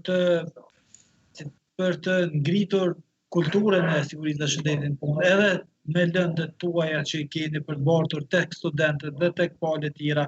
Unë shpresoj që në një të ardhme do të futet ndoshta si lëndë edhe në nivelin para universitar, siguria dhe shëndetin në punë, sepse një numër i madh i nxënësve të cilët përfundojnë shkollën sidomos shkollat profesionale, ata që përfundojnë klasën e 11-12, domethënë janë të përgatitur për të hyrë në tregun e punës dhe do të ishte shumë mirë që para se të hynin në tregun e punës të kishin njohuri themelore spaku të sigurisë dhe shëndetit në punë nga shkolla apo nga niveli shkollor. Gjithashtu dua të them që atë që tha profesori paraprakisht që subjektet nuk investojnë shumë në siguri dhe shëndet punë, është e vërtet kjo, që ndoshta nuk e vendosin në top prioritet çështjen e sigurisë dhe shëndetit në punë, sepse unë e kuptoj që subjektet dojnë të afarojnë edhe dojnë të zhvillojnë aspektin e profitabel të tyre, mirë po dua t'ju them edhe përmes kësaj videokonference edhe studentëve që përcjellen dhe gjithë të tjerëve që investimi në siguri dhe shëndet punë nuk është investim i cili do të harxhoj paratë e tyre, por është investim i cili do t'ju sjell para atyre, sepse përpos një kulture të përgjithshme që inkarnohet në ose personifikohet te punëtorët, ata kanë edhe vullnetin për me punu më shumë. Ata do të mbrohen që mos kenë aksidente në vend punës, pra punëdhënësit do të rezervohen nga një sankcion që është shumë më i madh që do të pësojnë nga inspektorati i punës, por gjithashtu edhe punëtorët domethënë kontributi i tyre do të jetë shumë më i madh dhe përfitimi i punëdhënësve në rast që investojnë në siguri dhe shëndet punë do të jetë shumë dimensional. Dy sektorët themelor që thash janë më të atakuarit apo më të rrezikuarit janë sektori i ndërtimtarisë dhe i energjetikës, andaj edhe investimet në siguri dhe shëndet punë nga këta dy sektorë presim që të jenë më të lartë sepse përfitimet do të jenë më të mëdha po të investojnë. Faleminderit Këshef. E kisha dhënë fjalën drejtorit për çështje akademike dhe dekanit fakultetit ndërtimtarisë, njëkohësisht profit Muhamet Ahmeti, prof e mban edhe lëndën e praktikës në punë faktikisht, e cila lidhet direkt edhe me masat parandaluese që të kemi siguri dhe shëndet në gjatë procesit. Prof, e pam që sektori i ndërtimtarisë dhe infrastrukturës është më i atakumi. Është e vërtet që ka funksione që lidhen edhe me çështje fizike dhe me elemente që mund të ketë lëndime, po duhet vendos. Çka mendon këtu? Pse ndodh? Çka mund me bëu pak më ndryshe, si është mesazhi për këtë pjesë? Përshëndetje rektor, përshëndetje edhe panelist, po sot tek kolega sektori i ndërtimit është një prej sektorëve më të rrezikshme të industrive në botë. Sa është rëndësishme kjo ditë, me siguri e potencoj dhe prof agem, çdo 15 sekonda kena ne punëtor të vdekur, çdo 24 orë 6.000 i kena punëtor të vdekur, që disa muaj me thonë 4-5 kena pas pandemia i ka kalu këtë numër, mirë po tjerët në shifra janë shumë atolta. Vjen atë sektori ndërtimit, i cili edhe ky ban pjesën e rrezikshmërinë më të lartë, thash është një pjesë sektorëve më të rrezikshëm. Kjo argumentohet me shifra, na i kena në nivel evropian 13 punëtor në 100.000 punëtor të vdekun në vit, kurse në Shtetet Bashkuara kjo pak e kalon, është 13 punëtor në 100.000 punëtor. Domethënë kjo është sektori më i rrezikshëm, edhe ty e pa këtë rëndësi apo këtë rrezikshmëri të profesionit tonë. Fakulteti i Inxhinierisë së Ndërtimit ka tentuar çdo herë dhe mundohet që të mos pari të sensibilizoj, të përgatis kuadrat e reja që të respektoj këto mosa të cilat ju është qërsi kësorë, sipas konventës apo sipas nivelit evropian, parandalimi është themeli i qasjes evropiane ndaj problemeve të sigurisë dhe mbrojtjes në punë. Domthonë parandalimi. Më mirë është me parandalimi është më mirë se sa shërimi apo kurimi. Andaj në kuadrë saj në kurrikulën e Fakultetit të Inxhinierisë Ndërtimore kena para dhe 3 landë, ku një landë është direkte përfshin siguria dhe mbrojtja në punë, kurse 2 landë tjera që është mbrojtja në punë dhe organizimi dhe teknologjia e ndërtimit, edhe aty është e përfshin me disa në silabus me disa ligjërata dhe mbrojtja sigurisë në punë, për shkak se edhe parandalimi bazohet në 2 koncepte bazë. E para është mundësit apo mjedis punës dhe teknologjia. Domthonë teknologjia e cila do të projektohet që rrezikshmëria të jetë sa më vogël, dhe e dyta, të cilën na mundohem në praktikën e punës të bazohemi, është që punojësit të informohen të informojnë punëtorët lidhur me punën dhe për rreziqet që i kanosin gjatë processit punës. Ne gjithë kuadrët të lëndave mundohem që kuadrat e reja të përgatitum që të qasin objekteve dhe të identifikojnë problemet të cilat ndërkohë lindin dhe mujnë me pas edhe rrezikshmëri. Domthon identifikimi, që është potenciali Prof Azir, i pozicioneve të rrezikshme, ne jena mundu që e përpos ligjëratave dhe edhe në kuadër të fakultetit tonë me bo debate ndryshme, domthon jena mundu edhe jo vetëm në nivel fakultetit të UBT-s, po edhe nivel të përgjithshëm në Kosovë me sensibilizu opinionin lidhur me këtë rrezik i cili apo me këtë rrezikun që i pret punëtorët, po ashtu edhe problemi e potencoj dhe inspektorës si lëndimet apo vdekjet, numri i vdekjeve më i madh është në sektorin ndërtimit. Domthon me debate ndryshme, me konferenca ndryshme, me punime ndryshme të konferencave, ne mundohemi që sa më shumë të kontribuojmë. Mirë, po qëllimi kryesor edhe është na dhe si e kena në farë prioritet që kena do vetet është që kuadrat tona që dalin nga inxhinieria e ndërtimit njihen me analizën e riskut që potencoj Prof Azir që mundohem që ata nesër janë udhëheqës në punishte të bëjnë analizën e riskut, ta identifikojnë problemin edhe mundësit ku paraqiten rreziqet, ty bazohen në statistikat. Domthon çdo aksident edhe shpesh analiza aksidenteve bazohet edhe në statistika. Në përgjithësi, ne kena statistikat të cilët kena këtu kolegë të nderuar që na të sektorit ndërtimit në përgjithësi rreth 56% të vdekjeve shkaktohen nga rrëmjet nga objekte. Kurse 21% shkaktohen nga shembjet apo përmbytjet të cilat ndodhen gjatë ekzekutimeve të punëve ndërtimore, po ashtu i kena edhe 5% cilët kontakte me energji elektrike, 4% të vdekjeve shkaktohen nga goditjet e mjeteve të cilat transportohen me ndihmën e vinçeve, domthon ty bazu kretu statistika. Ne mundohem me fokusu ato me identifiku to pika më të rrezikshme në për objekte dhe në mënyrë që kur kryhet një objekt të jetë suksesi. Unë çdo herë studentave mundohem t'ju them suksesi më i madh i një projekti është kur të përfundosh edhe ki zero lëndime asnjëherë s'është e moshur, po zero humbje jetë, ky është fitimi më i madh që mundet një kompani mi pas në rast të realizimit të punive. Ama kjo është Faleminderit profesor, po, është e vërtet që mendoj që duhet me ngrit këtë elementet të kompanitë të ndërtimit që të marrin masa dhe po edhe vetë punëtori të ketë një lloj vedije më të lartë për gjasën që mund të ndodhë. Domethënë nga vetë fjala që po flasim për gjasa, shpesh mungesa e kulturës konsiderohet që nuk do të ndodhë. Mirë, po ajo ndodh vetëm një herë, nuk ndodh fatmirësisht çdo herë. Prandaj në këtë pjesë na kemi pa edhe të rezervat shtetërore, edhe të masat parandaluese në raste kur konsiderohen që gjasa nuk do të ndodh, mbetet e pa organizuar. Prandaj edhe ky risku duhet të trajtohet mirë dhe në standardet ndërkombëtare të menaxhimit dhe praktikave të mira.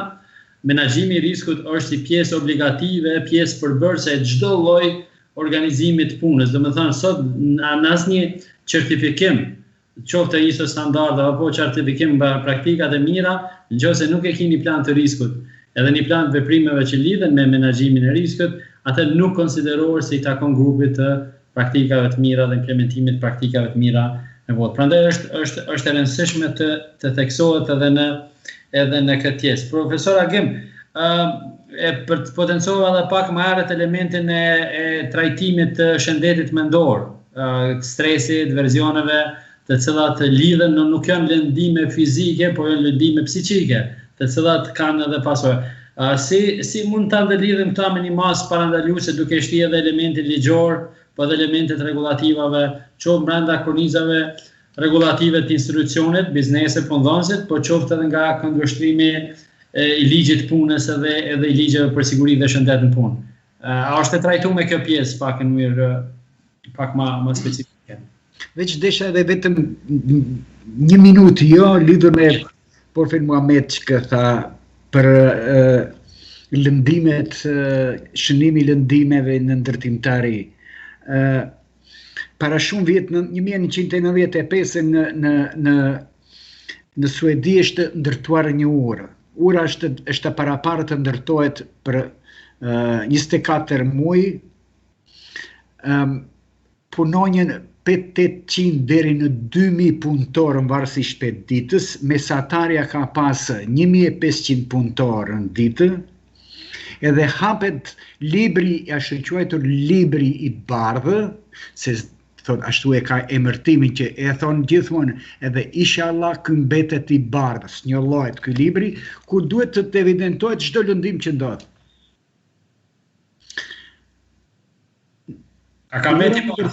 Ura u ndërtua për 18 muaj, edhe libri Kursu Qel. Shumë mirë, bravo. Kurse neve na ka ndodhur një kotec ta bëj, se marrim për rrugës, nuk është puna këtu të inxhinierët e fakultetit, po de vedia. Një kotec e marrim një për bit pazari e për rrugës, atja i ta ndreqi që e thujmë dur të i bëjmë këtë. Kjo do thot që tha edhe që kryeinspektorin e kemi doktor të filozofisë edhe i gjen këto momentet të caktuara, i detekton shumë fort në mënyrë më logjike, nga se na mungon ai që thot siguria dhe shëndeti është kulturë. Po kulturë. Pa ajo kulturë mbrihet me një edukat. Ajo edukata mbrihet në fillim me rregulla. Ato rregullat në fillim duhet të kenë edhe një disiplinë. Kështu që në pyetjen e profit lidhur me unë bile në atë temën kur e thash që kjo inshallah mundet si vitin e ardhshëm, kjo mbyllje, kjo formë e komunikimit e trajtimit, mos vallë vitin e ardhshëm do të flasim për edhe për stresin, për stresin, për si ta kthejmë si temë aktuale. Po ky stresi është na përzjetë me këtë një lloj depresioni.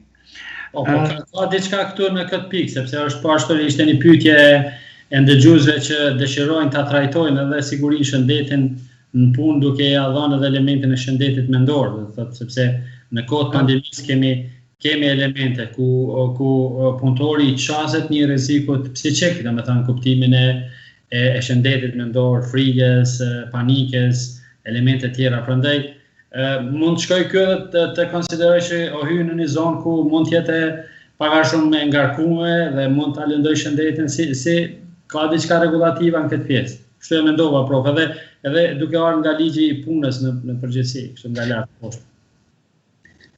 Po unë shpesh them unë se ligji i punës i ka karakteristikat, pse thot, ekzaminimet mjekësore. Folja për drejtën e punës, e den te fakulteti juridik është e keni edhe lëmë ku e ki edhe do të drejta e punës. Drejta e punës ajo trajton se punëtori duhet të jetë i shëndetshëm, i mirë, para se të fillojë punën duhet të ketë një vërtetim se po ne flasim tani për një trajtim të situatës momentale. Në këtë moment punëdhënësit duhet të kenë më një qasje më fleksibile, pak më njerëzore për vetë punëtorët, pse në momentet të këtilla si që janë sot, nuk kemi stabilitet psiqik çdo kush që kemi patur para kësaj. Edhe shpesh na që jemi non-stop të mbyllur, non-stop jemi të bombarduar me çfarë do lloj informata, me të sakta e të pasakta, me të panjohura e panjohura, atë 99% janë të panjohura, edhe gjatë të vlerësimit të riskut që kolegët të fornë, çdo rrezik që është i panjohur është gjithmonë ka nivelin më të lartë, edhe shumë vështirë është që ta vlerësosh atë të parë. Duhet ta detektosh edhe duhet ta ekzaminosh në çdo formë që të vërtetosh se në çfarë nivel ta vendosish atë rrezik dhe rrezikun e panjohur. Pse do thosh atë jemi ka shkojmë ka fundin, nëse më fal për ndërhyrje, po është jam me deri një 5 minuta dojmë ta mbyllim. A mund të marrë edhe për juve edhe nga një lloj mendimi përfundimtar, ndoshta edhe me pak elemente rekomanduese se çka edhe si të sillem rreth temës së shëndetit dhe sigurisë, qoftë për punëdhënësin, qoftë për punëmarrësin, qoftë për ta kështu një lloj përmbyllje, sepse ne dëshirojmë që këtu debate dhe kjo formë konferencës mandej të mblidhet pak në një lloj konkluzioni që dëshirojmë edhe ti paraqesim. Mundo profesor Agim. E vazhdo, ku mbete, po vetëm ta përmbyllim kështu si fund. Vetëm gjeshete, kur është punë e shëndetit, duhet të dimë se është një karike dobët, që siç tha edhe Valoni, pse është mungesë edhe institucionale dhe sistemore. Nga ana dytë, në gjithë këtë situatën edhe që folëm sot, unë do të mundohem barem për këtë situatë që i kam detektuar të quaj disa sugjerime, apo disa konkluza, ose disa mangësi që unë i paramendoj, do t'jenë pozita sot sociale e vlerësimit të sigurisë në shëndetit punëtorëve është mjaft e pamjaftueshme, ose është tepër e lënanësh. Ndërgjegjësimi pamjaftueshëm ndaj rregullave normative nga ana e punëdhënësve, sado që mundohemi të imponojmë, thuhet janë dy parime flitet. Mira është shtetë që kërkon çdo gjë të rregullojë me normë, edhe mira është shtetë që kërkon çdo gjë ta zgjidhë me anën e dhunës ose me anën e inspektoratit të punës. Punëtorët prioritete kanë gjithmonë, punëdhënësit gjithmonë kanë ekonominë tregun. Siguria dhe shëndeti punës si shtanë... Mund me diskutu, profesor, po sot s'po diskutojmë. Urdo? Tu mund të diskutojmë në këtë tema, e kanë vetëm profitin, fokus, ekonomin, apo kanë edhe përgjegjësi sociale, sepse nganjëherë ka edhe ndërmarrësi sociale ku unë tash e kanë në prioritet, kurse tash ne kur flasim parimisht, nuk flasim tash se profesori tash është punëdhënës, mund që na të prisëm prof. Është ideja që çfarë suksese se neve do të ulemi të njerë, do të diskutojmë edhe situatën në UBT, ta dish prof. Patjetër, kjo për si ta po organizojmë. Edhe shkalla relative lartë e papunësisë nuk krijon presion ndaj punëdhënësit për një kujdes të veçantë. Normal se ai lufton për një kafshat të bukës e presioni ti mbetet anash. Të punësuarit janë të gatshëm të durojnë edhe kushte të këqija të punëdhënësi vetëm se të mbeten marrëdhënie pune. Vlerësimi të punësuarëve për shëndetjen e tyre është minimal. Bashkëpunimi efektiv ndihmës punëtorëve punëdhënësve shpesh jo mungon, po edhe nuk ekziston. Roli i përfaqësuesve të punëtorëve ose punëtorët në sigurinë dhe shëndetin në punë te neve është një nivel jo të duhur. Vetëm një statistikë po ju them. Në gjitha ato vende të cilat merr pjesë punëtorët dhe përfaqësuesit e punëtorëve në vlerësimin e riskut, që bëjnë konsultimet të punonjësve gjatë vlerësimit të riskut, 10 deri në 15% të atyre vendeve të punës se janë më të sigurta se vendet ku nuk janë marrë parasysh informatat, nuk janë marrë mendimet e të punësuarve. Menaxherët e kompanisë nuk e pranojnë sigurinë dhe shëndetin punës si pjesë integrale për përmbushjen e detyrave të tyre. Po njësi e trajton si diçka imponuar. Gjendje më shumë të shoqëruar të menaxherë, gjithmonë fillimi i tyre është që ta kalojnë obligimin ndaj shtetit vetëm për syefaqe. Bëhet pyetje, gjithmonë mundohen që vetëm të arsyetojnë para inspektoratit gjithë ato dispozita, rregulla që përcaktojnë ose obligojnë punëdhënësin të respektojë. Vlerësimi i riskut mbetet një fletë e cila e zët pluri edhe preket vetëm se kur vjen ndoshta inspektori. Shumë kompani janë në situatë të keq ekonomike, pa jo përballet edhe me probleme financiare. Kjo ndikon shumë në nivelin e sigurisë.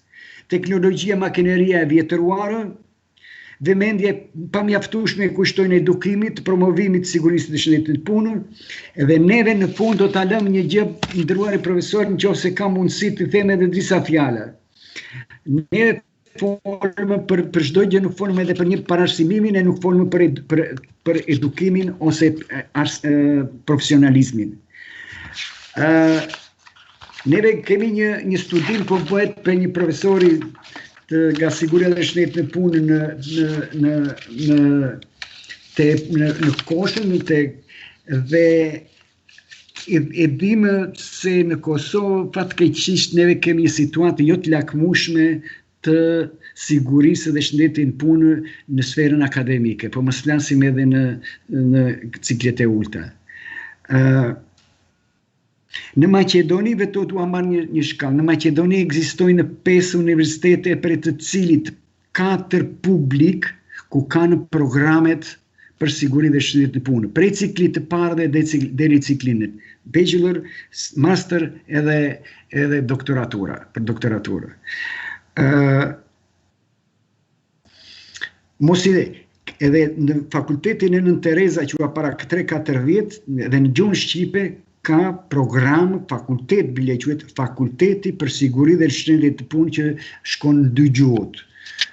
Edhe maqedonisht edhe në shqip. Dhe është fatkeqësi që në Kosovë, sipas studimeve, sipas mendimeve tona që kemi, edhe profesori që i ka detektuar në atë studim, përveç në ciklin e lartë, në arsimin e lartë, përveç lëndët që jepen në fakultetin e ndërtimtarisë, edhe në biznis, sipas mendimit tim në kolegjin biznis, unë që kam të rretër, atje ka shumë pak siguri dhe shëndet të punë, më shumë ka mbrojtje, ka gazjari, ka për emergjencë e kështu me radhë. Për atë nuk ekziston një institucion i lartë, i mirëfillte që sot a ka nevojë Kosova tepër për këtë fushë që është lënë mjaft anësh. Mendoj që, faleminderit profesor, gjithsesi e pam që është një fushë e pambuluar mirë edhe në gjitha nivelet, edhe unë të falenderoj shumë për këtë listë të konkluzioneve të shumë të mira, edhe një përmbledhje të shumë të mirë sistemore të gjitha pikat që pak a shumë me përbojnë ato se ku jemi edhe çka duhet të bëjmë edhe më shumë në këtë pjesë. Është e vërtetë, është pjesë e kulturës, momenteve, vedijes, mungesës informacioneve, ngritjes shkallës rëndësisë e të tjera të cilat dalin në këtë drejtim, por siç e thash edhe më herët, në rast se kompanitë dhe leadershipi tyre njohin, punojnë me kompetenca të mira menaxheriale, atëherë menaxhimi i riskut, ISO standardet, praktikat e mira, certifikimi i sistemeve, i personave, që faktikisht gjitha këto janë të mbulojnë sferën e sigurisë dhe shëndetit në punë, atëherë kishin me pas një rezultat shumë të mirë në afarizmin edhe në suksesin e kompanisë. Dhe gjitha këto janë praktikat mira që janë konfirmuar si praktikat mira me vitet tona dhe rezultojnë si jo byrokratike apo penguese, përkundrazi ndihmojnë edhe uljen e kostave, ndihmojnë edhe kënaqësinë e punëtorëve në punë dhe me këtë edhe rritjen e afarizmit. Prandaj duhet i kushtojmë gjithsesi vëmendje. Ndoshta unë të falenderoj shumë, e kisha dhënë kolegut Fatmir që të merr fjalën, edhe ndoshta të na bën edhe ky një lloj përmbledhje në formë të një udhëzuesi ose një lloj rekomandimi që është nga këndvështrimi i vet edhe nga ajo që thatë ju keni bërë disa dokumentacione se çka kishte qenë mirë të kemi parasysh në këtë kohë rreth sigurisë dhe shëndetit. Lësho mikrofonin të lutem.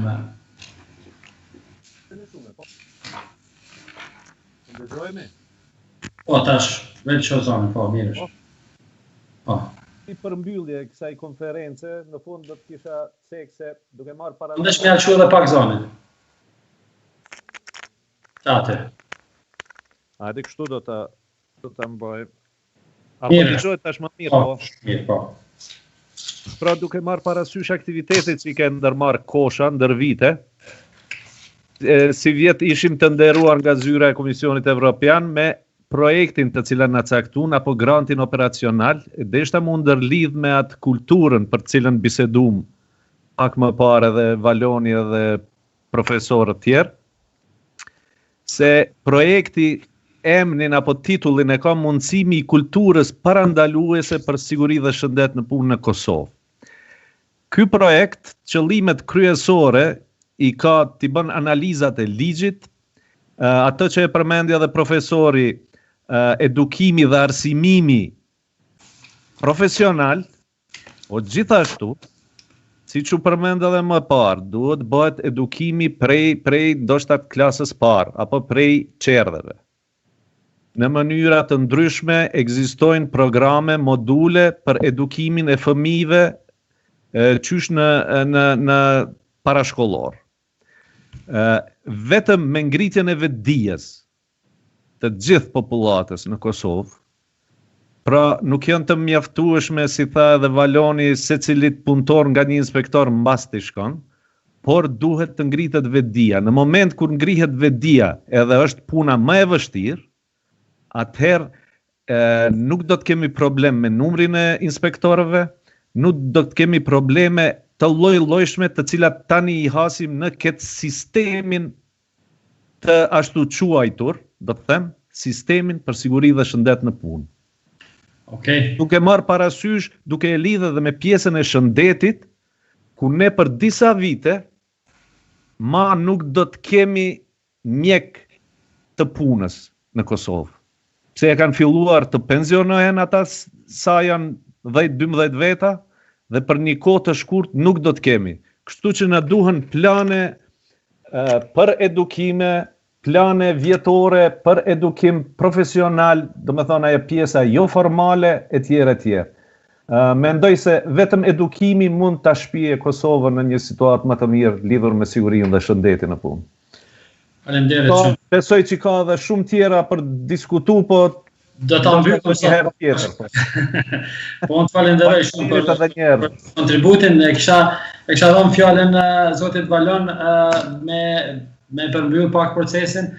Ishte edhe sektori që ne na ndodhin shumë aksidente e trafikut, e transportit, një pjesë e tyre i takojnë edhe grupit punës, edhe ajo mund të konsiderohet ndoshta. Edhe një pjesë që po ashtu lidhet me këtë sistem janë edhe ato shtuqujtën atë rregulla teknike, obligative që detyrojnë bazë standardeve ose praktikave që për shembull certifikimet, akreditimet nuk i përmendëm shumë, po edhe ajo është një pjesë që duhet të shtohet në numër, jo vetëm nga inspektorati i punës, po edhe nga sektor tjerë që krijojnë siguri dhe parandalim. Zoti Valon, fjala është e jotja. Faleminderit, atëherë po mundohem me qenë i shkurtër në këtë fjalë për mbyllje gjithsesi inspektorati i punës dhe unë si përfaqësues i inspektoratit të punës, si drejtues i inspektoratit të punës, do të kemi shumë parasysh që përpas aspektit të mbikëqyrjes dhe të atij kontrollit, si themi, nga ana e shtetit në kuptimin e një monopolit të dhunës racionalizuar, si që quajnë ta filozofët e së drejtës, do të kam parasysh shumë që të ngrisë edhe këtë aspektin etik në të sjellurit e punëtorëve në raportet me punën, pra nuk do të kemi parasysh vetëm aspektin e sankcionimit të atyre që nuk respektojnë normat, për çka inspektorati i punës ka mandat themelor, por do të kemi parasysh si institucion dhe unë si themi do ta përdori edhe këtë backgroundin tim akademik që të ngrisim aspektin e etikës në marrëdhëniet e punës. Domethënë në mënyrën se qysh i punësuari dhe punëdhënësit do të ndërtojnë relacionet e tyre dhe qysh do të kenë të personifikuar aspektin subjektiv të respektimit të normave në punë, pra jo vetëm me respektu një dispozitë caktuar sepse sankcionohet nga inspektorati i punës, por me respektu një dispozitë dhe një normë të caktuar sepse kursen shëndetin dhe jetën e të punësuarit dhe sepse duhet të sillet ashtu, sepse është e moralshme të sillet ashtu. Pra, në kuptimin që punëdhënësit mos siguroj pajisjet personale mbrojtje të themi sepse nëse nuk siguron sankcionohet për inspektoratit, por punëdhënësit të siguroj këto pajisje sepse duhet të siguroj këto pajisje dhe sepse duke siguruar këto pajisje do të kursej jetën e punëtorit të tij, do të kursej dignitetin, do ta ruaj dignitetin e punëtorit të tij. Pra, edhe për ju si universitet, edhe për tjerët që merren me trajnime, ju kisha rekomanduar që të keni parasysh edhe këtë aspektin etik në këto konstelacione. Unë vlerësova shumë lart edhe atë që ju e konstatoni i nderuar profesor Edmond, këtë aspektin e stresit dhe këtë aspektin psikologjik, si të themi subjektiv, sepse në fundit në relacionet ose në raportet punëdhënës-punëmarrës, ndoshta më tepër se sa ky aspekti teknik edhe i pajisjeve teknike të sigurisë në punë, unë besoj që më tepër rëndësi ka aspekti subjektiv, themi aspekti psikologjik edhe i përgatitjes së të punësuarit për me i përdor pajisjet personale mbrojtëse, për me qenë i vullnetshëm në punë. Pra, dua të them që ne si Inspektorati i Punës, përpos që do të promovojmë aspektin e monitorimit strikt të ligjeve dhe zbatimit të tyre, do të mundohemi të promovojmë edhe një aspekt moral apo etik e kultural të sigurisë dhe shëndetit punë, por edhe të marrëdhënies. Do të jemi të hapur në bashkëpunim edhe me ju, edhe me organizma tjerë që janë të interesuar të kontribuojnë në siguri dhe shëndet punë dhe në marrëdhënien e punës, dhe do të ndihemi të nderuar në bashkëpunimet tona në të ardhmen. Faleminderit shumë zoti Valon. Me që është edhe koha që të mbyllëm, disa kanë edhe iftarin edhe pjesën tjetër që ndoshta mos i pengojmë. Unë kisha thonë ta mbyllim pavarësisht në këtë pjesë. Profesor Hazir, profesor Muhamet, nëse keni më shtu diçka ose po e mbyllim si të doni, po me që keni rënin, kisha thonë mund të merrin ndonjë në një thani, po mos avonoj më shumë se 1 minutë, lutem. Nëse ka mundësi, isha marrë në veç pak 1 minutë. Po.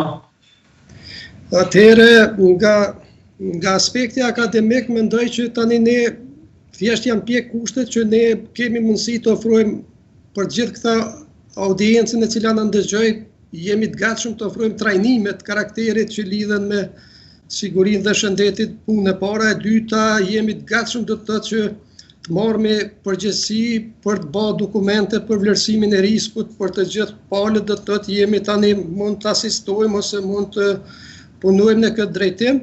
Edhe në aspektin akademik që po du të them, është shumë e rëndësishme që ne të avancojmë më tepër shkallën e projektimit dhe të montimit të skelëve, duke qenë se ne kemi punën në ndërtimtari kryesisht në lartësi dhe thellësi, dhe fundit që po du me thonë që lidhet paka shumë edhe me atë pyetjen që ushtru për këto mentale dhe të shqetësimet, më tepër do të thotë më shumë ti kushtojmë rëndësi kësaj aspektit të kartelave shëndetësore për të gjitha institucionet ose të gjithë punëdhënësit kenë do të thotë kartela shëndetësore për njerëzit që mbajnë brenda dhe detyrimisht këto të jenë në periudha ose kuartale do të thotë çdo 3 muaj ose minimumi në 6 muaj, nga fakti se po ta lidhmi këtë me pandemien, po të kishte Kosova do të thotë kartela shëndetësore dhe të kishte në databazë këtu të gjitha, atëherë natyrisht që edhe do të kishte lehtësi të menaxhimit të kësaj pandemie dhe do të lejonte ndoshta disa njerëz të shkojnë punë e disa të cilët janë më të atakuar në mënyrë shëndetësore të rrinë të shtëpia kështu si në mënyrë automatike të bëhet një zgjidhje. Kjo do të ishte ajo që unë e kam edhe pata për të thonë. Faleminderit shumë. Faleminderit profesor. Profesor Muhamet. Për mos me zgjatu në kisha të shtu vetëm kisha kërku që ndoshta në tarme Ministria e Punës të parashedhe që nga kompanit kërkojnë një plan të parandalimit, një dokument shtetit të cila besoj si parandalimi është indikatori kryesor i zvogëlimit e incidenteve në punë, por saqë sektorin ndërtimit, edhe si projekt krahas atij që kërkohet për analizën e riskut, kërkohet edhe plani i menaxhimit apo plani parandalimit i cili mund të më kontrollu edhe mund të më menaxhu. Ky ndoshta është një prej mundësive që parandalimi unë besoj që është indikatori kryesor i cili mundet me zvogëlu numrin e incidenteve qoftë sektorin ndërtimit po edhe sektor tjetër.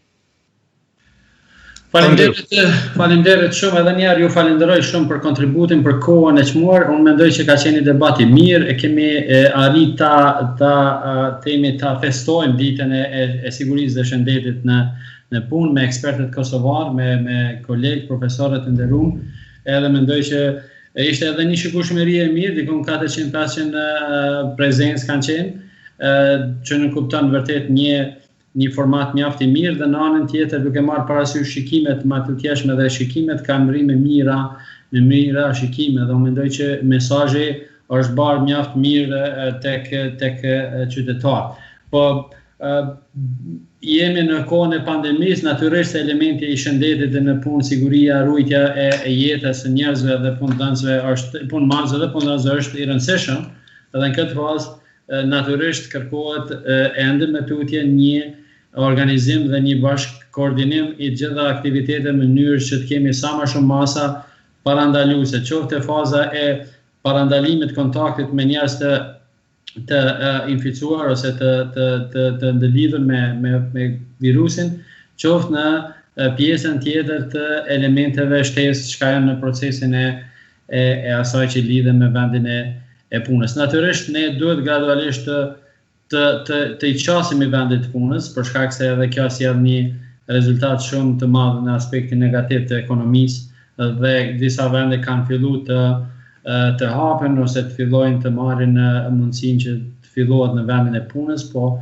besoj është një mesazh i rëndësishëm që edhe në këtë fazë masat e sigurisë dhe shëndetit në punë janë masa shumë të rëndësishme që edhe ta zhvillojnë procesin, edhe ta zhvillojnë biznesin dhe punën, po natyrisht i ruajmë edhe jetrat e njerëzve, me cilën është edhe motoja e kësaj dite për mbrojtjen e sigurisë dhe shëndetit në punë. I falenderoj gjithë kolegë që kanë kontribuar që ta organizojmë konferencën. Edhe një herë faleminderit, do të vazhdoj me konferencat e radhës për tema që mendojnë kanë me qenë me interes për publikun. Natën e mirë, çdo të mirë. Natën e mirë, mirë pas.